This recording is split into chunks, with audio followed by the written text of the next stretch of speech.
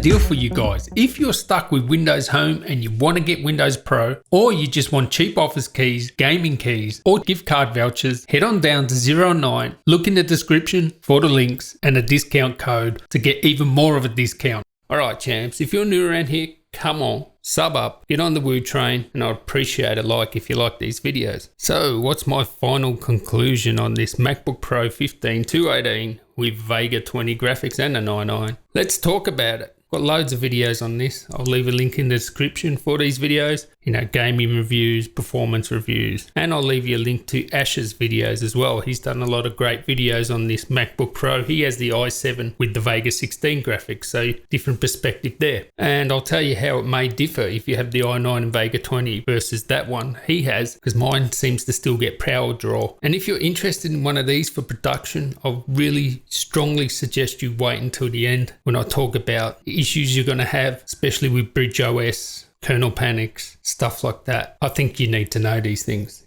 Alright, so now let's have a look at the power. Here it says 7,268 milliamp hours.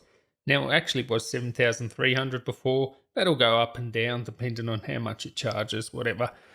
That's the design capacity, and this is the capacity remaining. Now this actually was 7,200, but it's actually been draining the battery since I've been doing some video editing, rendering and stuff like that.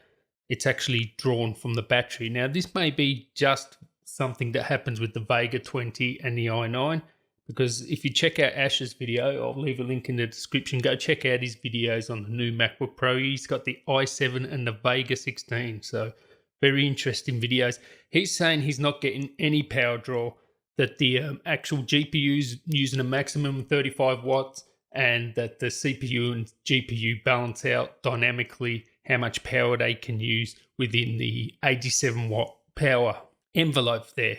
Now Ash has asked me to actually check if the Vega 20 uses more power, but you actually see here, so I'm going to run Cinebench, keep an eye on this top bit here and how many watts we're going to be using. That will just should peak into the 90s. So boom, let's go.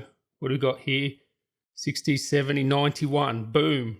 It's drawn more power than the power supply can actually supply. Okay, so it's an 87 watt hour battery and it went up to 90 something watts then. Then you got to consider that the motherboard's using power, the RAM's using power, the screen's using power, the fan's using power, the SSD, all that sort of stuff is using power. So at that particular point there, it was probably using 95 watts, maybe more. So it needs a 100 watt power supply, which is the limit of USB-C. Just put a 100 watt power supply here, give us that, and let the thermodynamics control how much wattage it's going to use rather than just being limited by that power supply. And, you know, it's not going to sustain those sort of wattage anyway, like that over 90 watts. Now, the previous one in Cinebench, when you used it, it would actually peak, it would come back down. This is actually the frequency, and it will go below that line, and then it will come back up. Now, they've done something with the thermals, okay? It never dips below that line anymore. It actually stays up above that line, and it will never go below it. This is in Cinebench. We'll run it again, and you'll see it won't. Even if I run it back to back. Now, the Cinebench scores are within the margin of error. Some people are saying it's faster. It's within 50 of the last one. It's like, it's margin of error. It's not really any different. But what is different is that it never dips below that line anymore. And now this could just be a my unit. It could be just a thermal paste. You know, it could be a good paste job. It's amazing that they waste millions of dollars on research and design for cooling and all this sort of stuff. And yeah, a bad paste job can render that all useless. Sorry. Let's run it again. Oh, sorry, it hasn't finished. You'll see it will never dip below that line anymore. It did dip there. That's just because the frequency backed off. Even if we get the temperature right up, it's not going to dip below that line. So anyway, let's get into it. Now, for the first time in, at least since 2015, if we take away the value proposition, this is as good as any Windows laptop in terms of performance. And that's the first time I said that in a while. Like seriously, this performs as good as Windows laptops, even some with GTX 1070s and stuff like that. No, the graphics isn't as powerful as a GTX 1070, but just overall, if you're doing production, like in Adobe Suite and stuff like that, it will be faster than most of the PCs.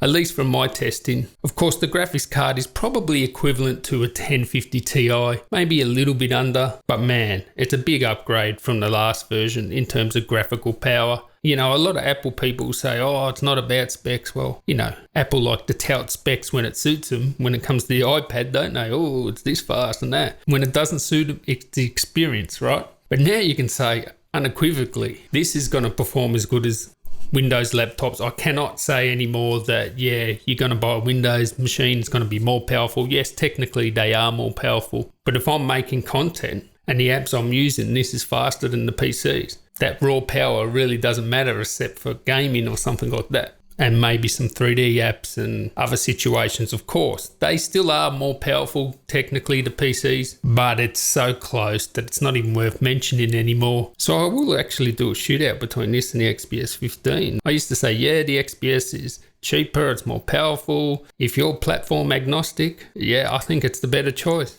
It's not like that anymore. Certainly the Mac isn't the value prospect by no shape or form. It's like $1,000 more for the same configuration, i9, 32 gigs, and the maximum graphics. So think what you can buy with $1,000. That's quite a lot. You can buy an iPhone. You can buy another laptop, I guess. There's a lot of things you can do. So if value comes into it, yeah, certainly the PCs are still better, especially the XPS 15. But if value is not an issue, it becomes really hard to choose between the two. I'll save my final verdict for the comparison between the MacBook Pro and the XPS 15. But no longer do I need to get on the XPS 15 because I need power. This thing is just a beast now, and considering it's so thin and light and in an 87 watt package, yeah, it's really good. Highly recommend it. It will hurt your wallet, but it just may have claims for the best 15-inch premium laptop. And let's talk about some other stuff. Now this is my 5th 2018 MacBook Pro 15-inch. Yes, you can see here, I do not own 5 MacBook Pros. This is my 5th one. Now the last one I kept, still had quality issues, like the lid wasn't lining with the base 100% properly, but yeah, it was probably within tolerances, but it was annoying, right?